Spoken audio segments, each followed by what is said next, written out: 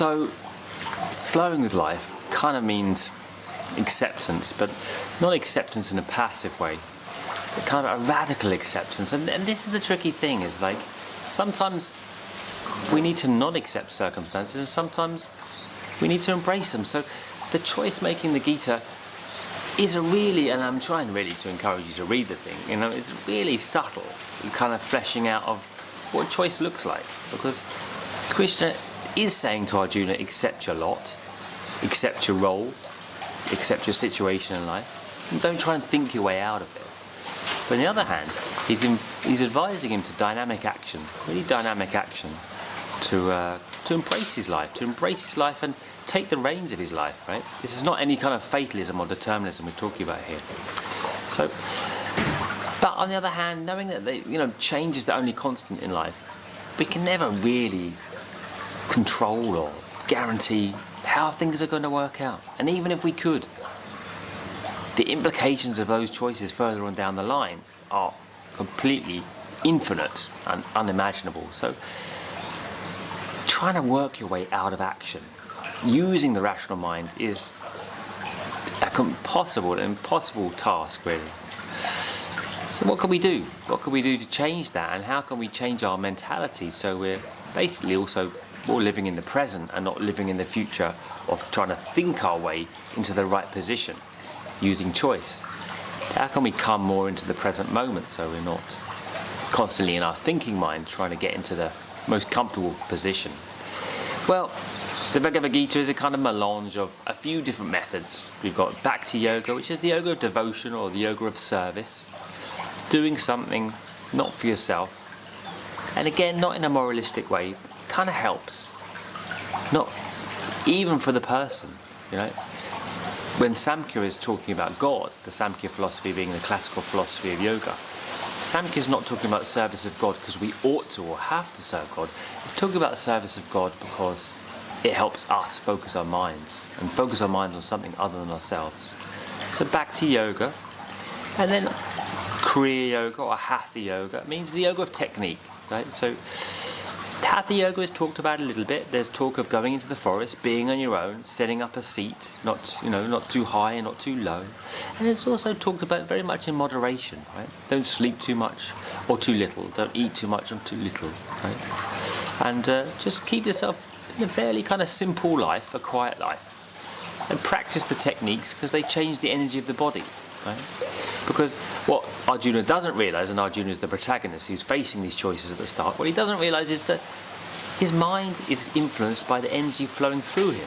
The energy of the emotions flowing through him is making him think a certain way. And this happens with all of us, right? Why does one person categorically believe in vegetarianism, for example, and the other person doesn't feel it? It's all to do with the energy of the body that throws up certain patterns in the mind, and then we take them for our own, as if we've thought them, and the rational thought comes from some kind of innate, objective, God-given logic, but it doesn't. It just comes from the emotions in the body, and the emotions in the body come from past experiences and conditioning. Right? So it's all a slightly arbitrary and slightly random, and then we take it as rational. But the rational is just trying to rationalize out what is irrational. So using the rational mind to make choices doesn't work in the first place, and henceforth what we really need to do is clean the energy system, make it more aligned, make it more clear, make it more pure, so the rational is indeed more rational and not influenced by emotional states. When Arjuna is at the start of this dilemma, at the start of the battle, he's highly wrought emotionally, he's shaking, he can't sit still, he can't stand straight, and yet he's giving Krishna this rational argument about why he should not enter into battle, as if he's completely in control of his faculties. And this is an extreme example, obviously, but we often try and make rational choices when we're in the height of emotion. So they're just justifications in the end of an emotion. An emotion essentially is a subjective and a biased state. And again, doesn't even reflect us in the first place, because the emotions are kind of given from past circumstances and conditioning affecting our current body, right? They're not even ours. We make up even the emotions, right? So Hatha Yoga to purify the system, devotion to center the mind and just make us think outside our limited perception of ourselves. Because consciousness is much wider than the individual, we share in part of it, and we contract ourselves innately by believing that consciousness just flows through our eyes and doesn't surround us instead, right? So we expand into a greater consciousness by thinking of God or doing service for others.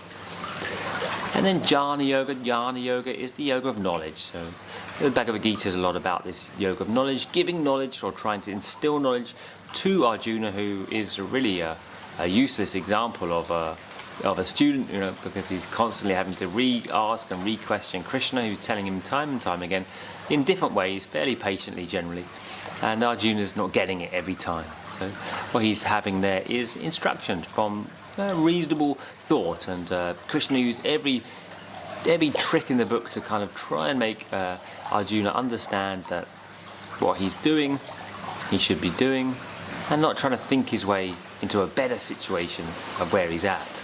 Right?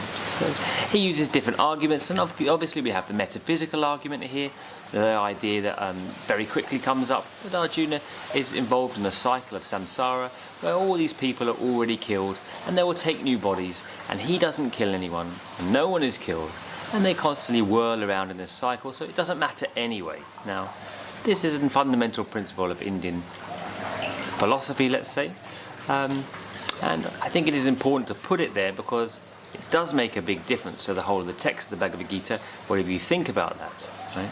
So the metaphysical aspect is worth dwelling on, although it's not inherent that you need it to practice yoga.